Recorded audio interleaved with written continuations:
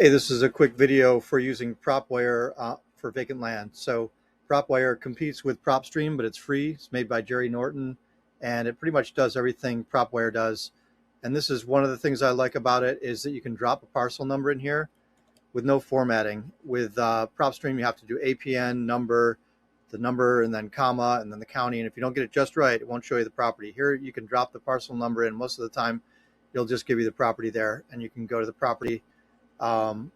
This one we passed on because it was listed on the MLS and failed, and then the price dropped hugely, and I think it was a no perk situation. But sometimes you don't get the pictures on these, and the trick to not when you don't get the pictures is you go to comps, and then the pictures will show after you go to comps. And that was the other thing I wanted to mention is sometimes you'll pull up a Propwire listing and you'll just get a blank thing here. But if you just tap that comps, then you'll get it. You'll get all the pictures or the map. And also you have to be logged in. So sometimes you'll drop in a number. It'll get you some basic property information, but it'll be limited until you log in. So make sure you have an account, and it is a free account.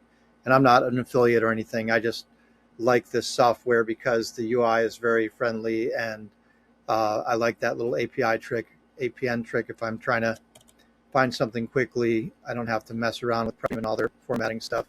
And then they have all the same stuff that any other analysis platform has. You can look at the MLS listing, you can get the owner information, you can get the comps history, and then whatever home trends there are in the area. So anyway, just a brief one.